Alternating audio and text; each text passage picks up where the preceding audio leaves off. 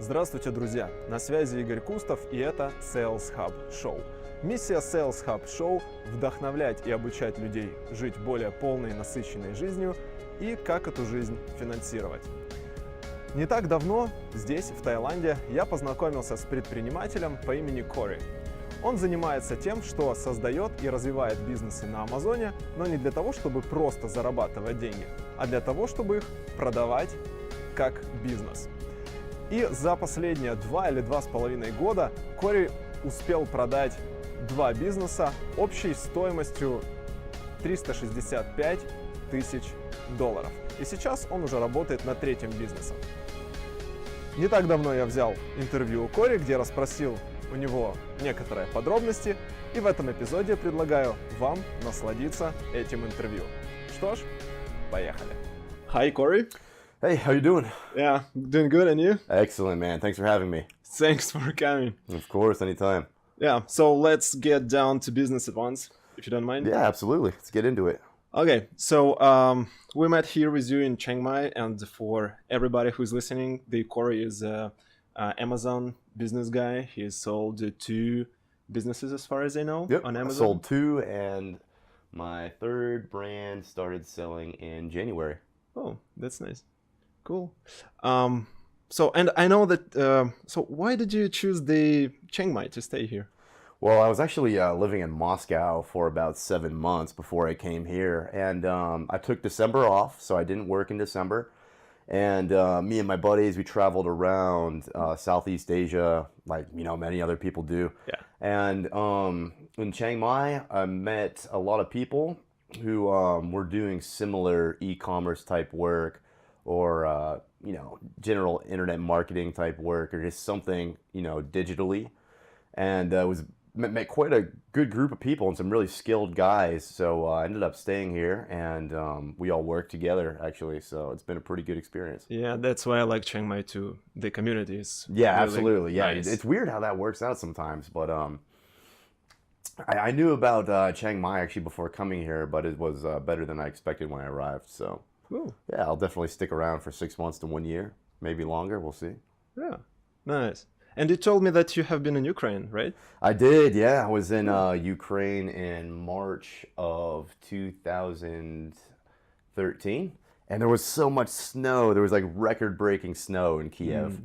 So sometimes I couldn't even open my door because I lived by как по-русски, София площадь. Yeah. So what's up? What do you call that? Софийская площадь. Yeah, exactly. Yeah, Спасибо yeah. большое. Really nice. Okay, place to so yeah, I was there, and that's where my apartment was, and there was so much snow, and there was like one plow for the entire city, and it was just covering like everybody's cars and stuff. Cool.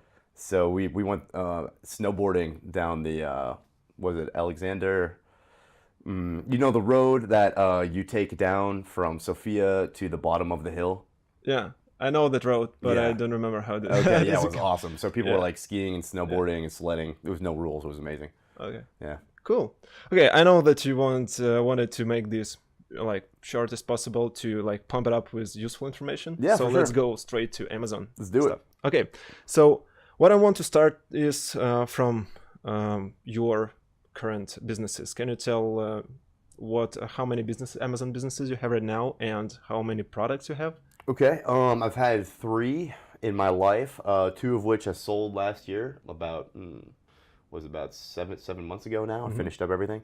So my new brand, my 3rd brand, I've been selling since January 1st, and within 30 days we were already at 30K in revenue, and I think now we're at 34K in revenue. Wow, that's nice. So yeah, it was a pretty fast build, and I'm going to keep up that pace. Just going to keep reinvesting in the business, buying more inventory, and spending more on marketing and the website. Can you tell about your margins? What do you have? Yeah, margins are about 40% right now. Nice. Yeah, That's I could probably do a little bit better if I started doing sea shipments and stuff like that. But right now, just to keep the cash coming in and going out, I'm doing air. Cool. Okay. Can you give some tips for our listeners what to focus on when picking a new product? For sure. If you are new in the e-commerce world, I would go with something that is a lower search volume. It's going to be easier and more cost effective for you to break into. So that's definitely something I would do if you're new. Look for lower search volume things, and get going with multiple products, and make sure you have a killer website and a plan to move off Amazon. That's something I really want to focus on. Actually, is your business? It's not Amazon. All right, that's just a channel that you're selling. So you want to do email collection. Because that email list, that's your customer base. You know what I mean? That's the people that really matter, the people you want to keep entertained and keep them coming back to you. Yeah. So that's one thing in my theory of brand building, and the second thing would be off channel traffic, like just having it doesn't matter if you build on. I mean, pretty much everybody's using Shopify now. So Shopify is an awesome platform for e-commerce. I'm actually using WordPress site right now, but I might switch over at some point. Okay, but it's for right, for you advise to do it for beginners, but what do you focus on, like when you're launching your products? Cool. So absolutely, we just launch on Amazon. That's our launch pad, you know what I mean? Yeah. So it's just so easy to get your listing set up and started, and the traffic is already there. Of course. People who are on Amazon are buyers. It's buyer traffic. So that's why it's the easiest to break into. Okay. And that's the first thing. That's your step one. Okay. Before you even start thinking about the other stuff, definitely get to like 20, 30K in revenue on Amazon before you go any step further. Just my opinion. Okay. How do you pick those products with this kind of potential, like 30, 40Ks to make an Amazon? Yeah. So everybody's going to have a different, growth rate, but the more money you can spend on inventory and marketing, that's what's going to shoot you to the top faster. Okay. Yeah. How much did you invest in your current product, like at the very beginning? Can you share this information? Yeah, I'm actually working with a pretty high cost product right now. So I pay about between $18 and $20 per unit. Okay. Yeah. So that's what I'm doing right now. I'm focused on stuff like that. Okay. So your first inventory was like, how much did you spend on your first inventory? About 27K. 27K. Yeah. Okay. Yeah. So the general advice would be like, if you're not ready to spend 30K on absolutely. inventory, Yeah. to go, I mean, like, when I sold my first two businesses, I took a chunk of that change and invested into a third company. But our listeners, like, you don't need to worry about anything like that yet. If you're just getting started. You can. There's plenty of products out there you can find for $350 a piece. Yeah, we're talking US dollars, by the way. Of course. Yeah. Okay, cool. Can you describe your strategy of launching products? How do you launch new products? Yeah, so I pick my product, and I have a huge attention to detail in branding. So I focus on making the best product possible. Again, this is just what I do. I'm not saying it's what everybody wants to do. Sure. But I focus on, the best branding, the best brand story, the best website I can build, and the best product made out of the best materials. So I try to be that premium product and sell for a little bit more money than the competition would. So that's how I choose to set myself apart. Okay. And when we were talking with you earlier, you told me when you want to rank your product higher, you just lower your price for a little bit. Like, that's really going to dictate on the product you go with. Okay. Can you tell more about it? Strategy. When you initially have a new product and you don't have that many reviews yet, I generally find it good to keep your price a little bit lower than your final price you want to achieve, and just drive traffic to that. So you'll have a really high conversion rate. But again, your detail page needs to be the best. I mean, your sales copy elements need to be in there. Your title, your pictures, everything needs to be the best. So that with that aspect with a low price, maybe it's a very low price, maybe you're just selling at cost, and the effect of driving traffic to that's generally going to leave you with a pretty high conversion rate. Okay, so that's now when the customers buy that, they're going right into your email system, so you can start collecting those reviews from them. Okay. So And hopefully their email too, depending on what route you took. So what you're saying, you're not driving traffic only within Amazon PPC, you're driving traffic with the other channels either, right? Google. If you have a low competition product, like maybe you'll be able to do all that with some sort of sponsored ads. Okay. But in many cases, you might want to drive some traffic from Facebook or Google. And if you want to do it that way, you can even offer like a coupon code, for example. Yeah. And then have them enter their email and then send that coupon to their email. So that way you have their email and you turn them into a customer. Yeah, that Hopefully. sounds smart. Yeah. Yeah. Cool. Okay. Have you ever sold any volumetric or heavy products? So I think you're talking about oversized products. I've products. sold one before. I had one product that was oversized at one point in my life. Yeah. Okay. Can you like share any experience? What to focus on when you're selling these kind of products? Is there any So hints and I'm tricks? pretty sure that when you first start selling an oversized product, you can only have 500 at one time. Okay. Yeah. Correct. So you're not going to be able to hold more than 500 at the Amazon warehouse, right? Yeah. So you're either going to want to order only 500, or you're going to want to order more, be more aggressive on your inventory, and hold the other ones elsewhere. Maybe at a holding warehouse or something like that in California that you pay monthly until you start moving that volume. Eventually, you're going to be allowed to hold more. Okay. Once Amazon sees you actually have the ability to sell stuff, then they're going to give you more leeway with that. They're going to give you a higher allowance of inventory. So yeah, obviously for all my one oversized product I just talked about, I was doing that by sea. I was shipping by sea. Okay. Right. And where have you been storing the like over 500 units? No, actually, I had that product in 2013. Okay. So I would only order 500 at a time okay. until I was able to have more. Okay, cool. But everything else is the same like with regular products, right? Or What do you mean? something like, is there any difference between selling volumetric products and regular products? No, not same oversized? deal. You just have to give yourself, if you're going to do sea shipping, you need to give yourself more time. Yeah. You have to, be able to predict your inventory better, So yeah, definitely. Be aggressive on the inventory if you can afford to do it. Yeah. But this is a pretty important fact too for people who are starting out. Make sure when you ship the products to the US that you're within compliance and you don't get hit with any surprise taxes. You don't get hit with any surprise like something, not being approved by the FDA. Yeah. And also you want to make sure that you're not bringing some hazmat into the Amazon warehouses too.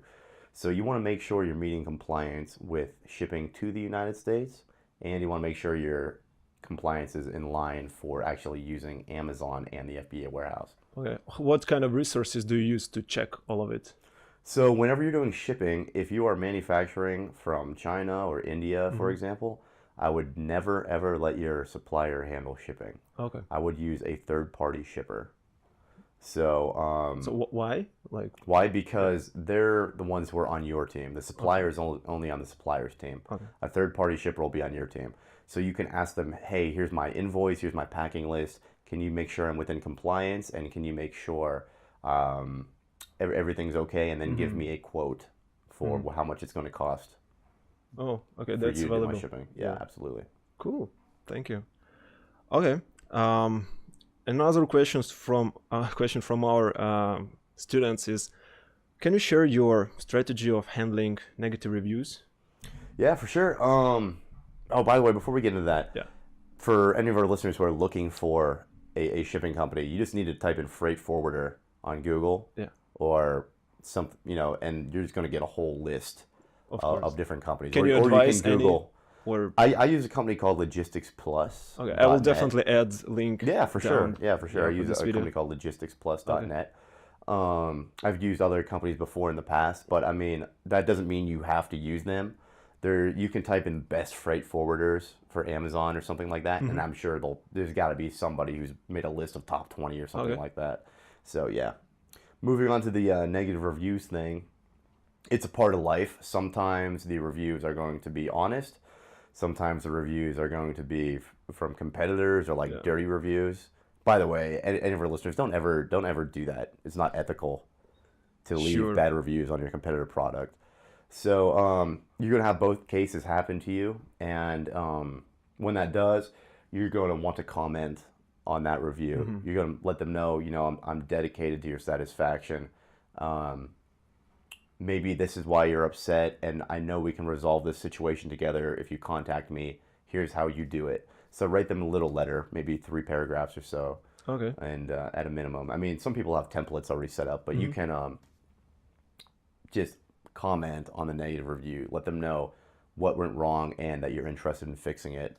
So wherever you have negative review, you just add comment on the bottom of it and just okay, I want to make it the best for you, right? Yeah. Do everything you can to fix the customer's situation. Okay, that's cool. Thanks.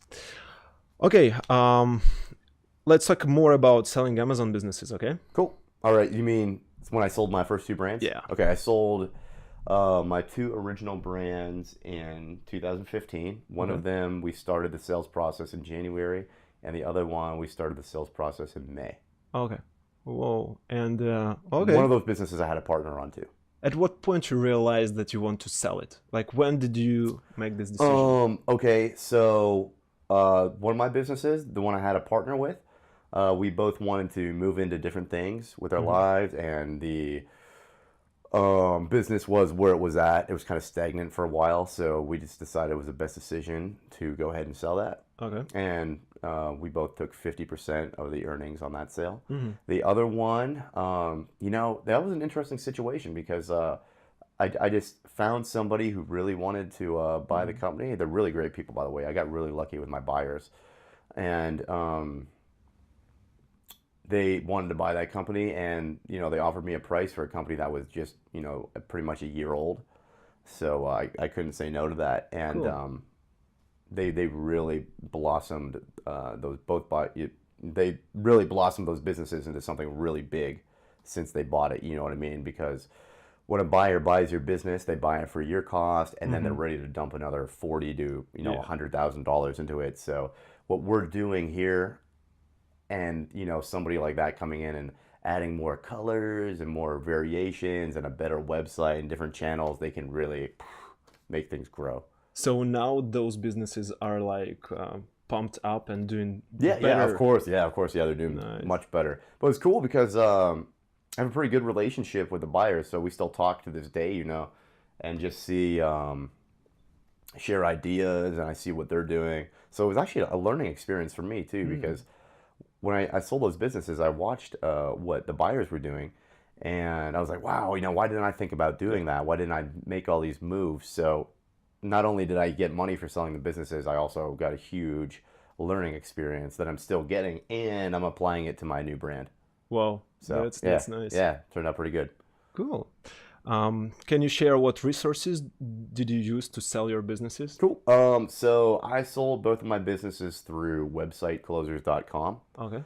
My broker's name is Greer. And actually, one of my other buddies just sold his business, and he used a company called Empire Flippers. Cool. So yeah, I mean, I had a really great experience with my broker. I mean, they sold both businesses within 2 months.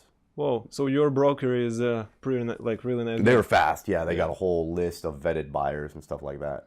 Was it like selling for I don't know, like low price, or you sold like for the high price? Because when generally when businesses are evaluated, you take profit from your most recent year. You multiply that by 3, and then you add on the cost of wholesale inventory. Now, certain things are going to make that's like where you would start, and certain things are going to take away value from your business, or certain things are going to add value from the business. I was selling on Amazon as my main channel for both those businesses, so that reduced my price a little bit because they were taking a bigger risk. Also, one business was just over a year old, so that was an unproven business, and the other one was like 2 years old. Okay. And because those businesses were both very young, I took kind of a hit on the price. But the other hit I took is my contract was very draconian. I wanted 90% of my money up front on sale day, and then 10% after 30 days of training. For me, that was the best plan because that way I could wash my hands Yeah. and move on to other things in my life without being, still having to work on these other businesses. How much did you receive for your businesses? Cool. So one business, the sale price was 140K, and the other one was 225K. And that one I had a partner on, like I mentioned. And so what is that total? Both businesses were sold for 365. 365, yeah. 365K sale price. Cool. Broker takes 10%. All right. I split the closing fees with the buyer. They weren't that expensive. I think there's a couple $1,000s or something. And you obviously needed to pay taxes, right? Yeah, we'll get into that in a second too. So also I think I had like 2 shipping bills left over, so those were my responsibility, so I had to pay for. So that should give you a pretty good idea of the amount of money you get to keep after the buy.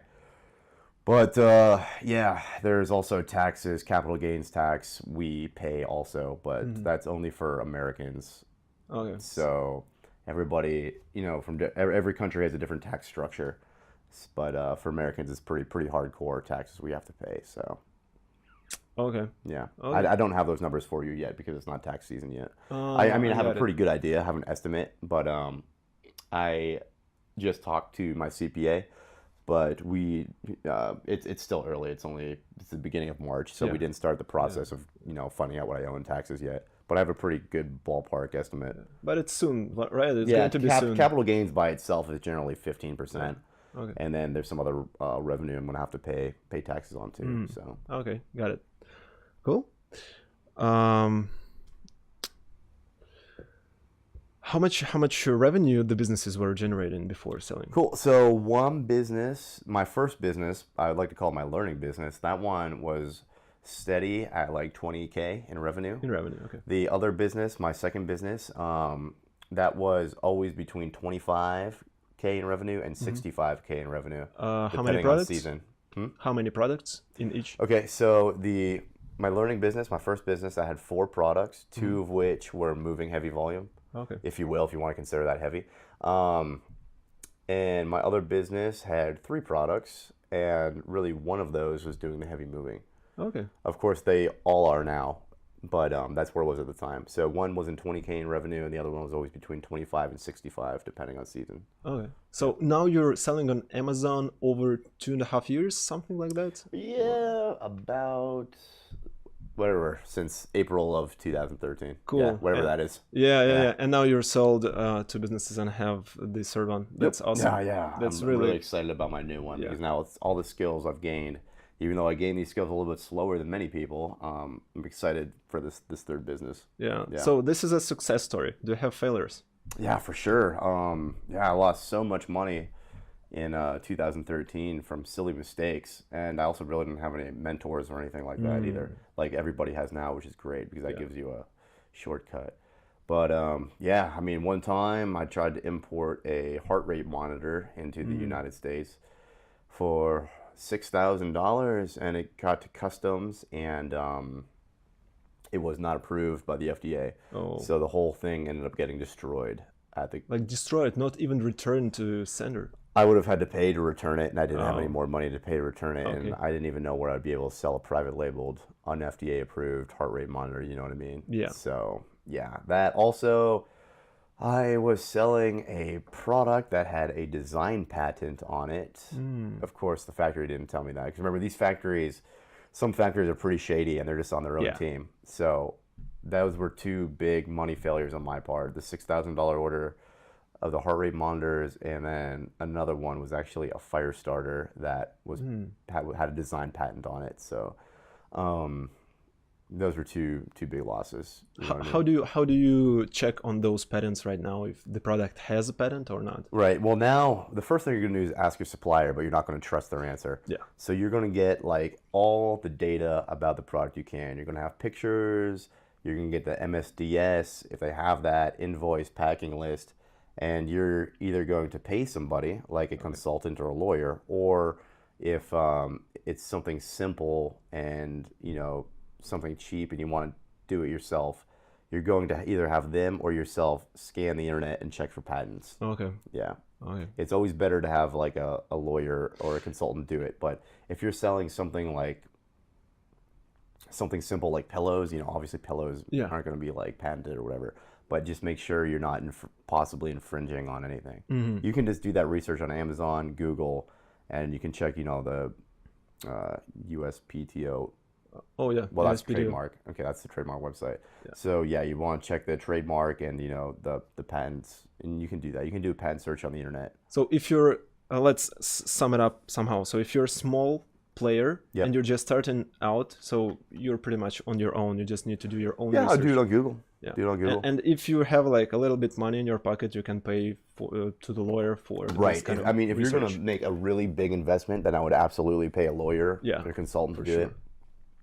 But if you're just getting started, you can pretty much do it yourself. Yeah. And it shouldn't take that long. Oh, of Yeah. course, of course. Okay, do you have some kind of backup plan? Because like you said, Amazon is only the channel where you sell it, right? Yep. It's not your business, it's only the channel. Yeah, So what that's if why you it's want to have a closed? big email customer database and possibly, your own e-commerce store on your own website that you can drive traffic to and is ranked. So those are your two plans if Amazon ever went down. Yeah. Yeah, that's what you would want to do to diversify your risk. So you want to have your client base, email base, and your off Amazon online store, Yeah.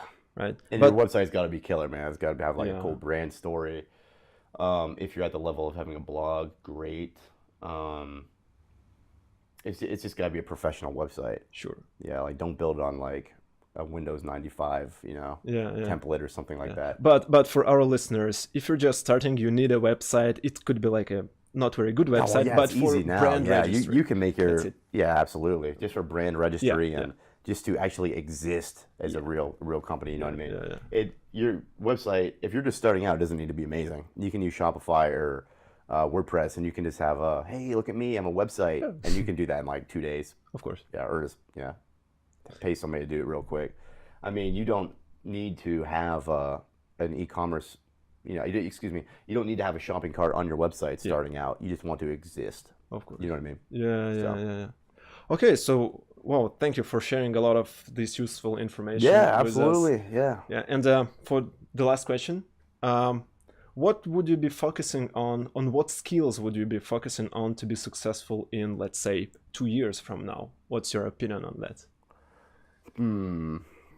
What skills would I Yeah. be focusing on now so I could be a pro in 2 years?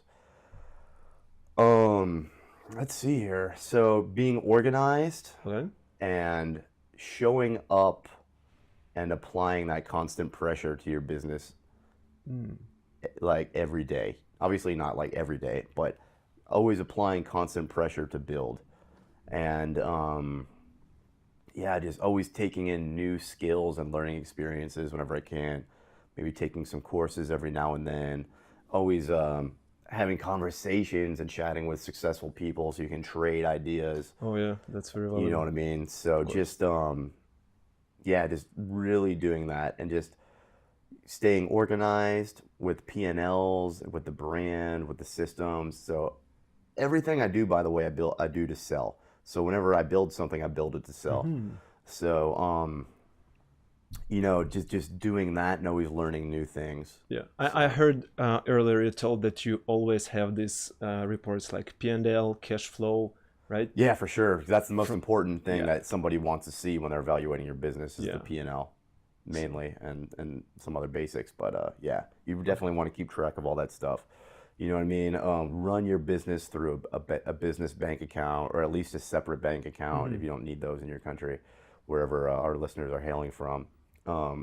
Just keep everything organized and run it like a business. Don't run it like a side project or run it through your own personal name. Cool. That's real nice. Thank you, Corey, Yeah. for this interview. Yeah, no problem. It's my pleasure. I hope our listeners got some useful information. They can will get go a lot. ahead and apply to their new adventure they're getting into. Yeah. Yeah. So, guys, it's gonna be hard. It's gonna be hard. You're gonna make mistakes, but just keep showing up and keep learning from it, and don't give up so easy. You could be all right. Cool. Okay, we're done.